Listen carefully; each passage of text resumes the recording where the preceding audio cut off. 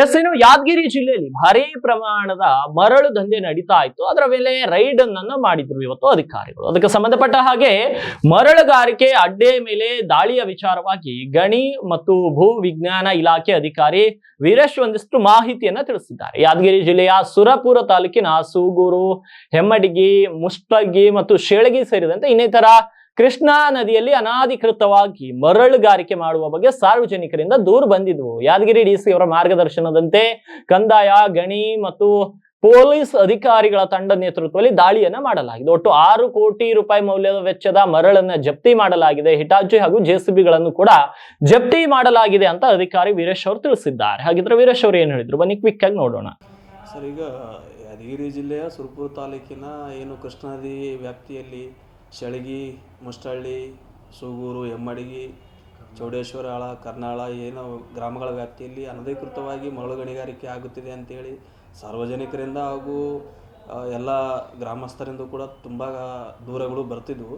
ಆ ಉದ್ದೇಶದಿಂದ ನಾವು ಮತ್ತು ಗಣಿ ಮತ್ತು ಭೂಮಿ ಇಲಾಖೆ ವತಿಯಿಂದ ಹಾಗೂ ಕಂದಾಯ ಇಲಾಖೆಯಿಂದ, ಪೊಲೀಸ್ ಇಲಾಖೆಯಿಂದ ಜಂಟಿಯಾಗಿ ಕಾರ್ಯಾಚರಣೆ ಕೈಗೊಂಡು ಒಂದು ಶೇಳಗಿ ಗ್ರಾಮದ ವ್ಯಾಪ್ತಿಯಲ್ಲಿ 6 ಹಿಟಾಚಿ ಯಂತ್ರಗಳನ್ನು ಸೀಸ್ ಮಾಡಿದ್ದೀವಿ.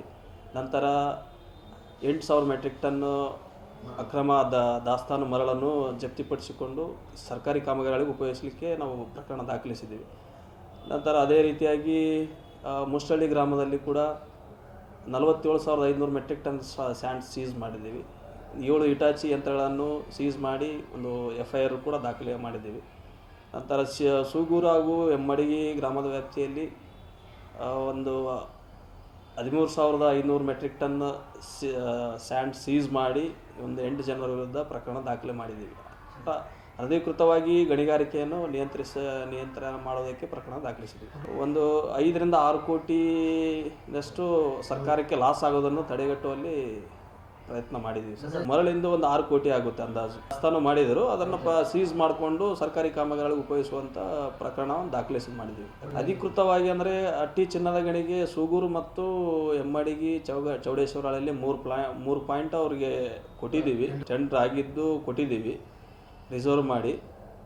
ಈಗ ಇದೇ ರೀತಿಯಾಗಿ ಅನಧಿಕೃತವಾಗಿ ಮಾಡ್ತಿರೋ ಕಳೆದ 1 ತಿಂಗಳಿಂದ ಅವು ಕೂಡ ಬಂದಿದ್ದಾವೆ. ಅಧಿಕೃತವಾಗಿ ಮಾಡುವಂಥವರನ್ನು ತಡೆಗಟ್ಟಕ್ಕೆ ಪ್ರಕರಣ ದಾಖಲಿಸಿದ್ದೀವಿ ಸರ್. ಅಂದಾಜು ಮೌಲ್ಯ ಸರ್ 3 FIR ಹಿಂದಿನ ವರ್ಷದಲ್ಲಿ ಕೂಡ ಹಿಂದಿನ ಅಧಿಕಾರಿಗಳು ಮಾಡಿದ್ದಾರೆ. ಈಗ ನಾನು ಬಂದಾಗಿಂದ ಒಂದು 3 FIR ಮಾಡಿದ್ದೀವಿ. ಅನಧಿಕೃತ ಗಣಿಗಾರಿಕೆ ವಿರುದ್ಧ ಹಾಗೂ ಸಾಗಾಣಿಕೆ ವಿರುದ್ಧ ಕೂಡ ಕೆಲವೊಂದು ಪ್ರಕರಣ ದಾಖಲಿಸಿ ದಂಡ ಕೂಡ ವಸೂಲಿ ಮಾಡ್ತಾ ಇದ್ದೀವಿ, ಸೀಸ್ ಮಾಡ್ತಾ ಇದ್ದೀವಿ.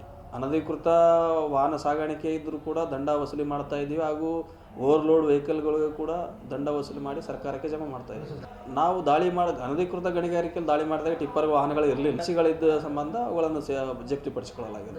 ಎಸ್ ಸರ್, ರ್ಯಾಂಪ್ಗಳನ್ನು ನಿರ್ಮಿಸಿಕೊಂಡು ಅನಧಿಕೃತವಾಗಿ ನದಿಯಲ್ಲೇ ಗಣಿಗಾರಿಕೆ ಮಾಡ್ತಿರೋರನ್ನು ನಿಯಂತ್ರಣ ಮಾಡಿದ್ದೀವಿ. ಆ್ಯಕ್ಷನ್ ತೊಗೊತೀವಿ ಸರ್.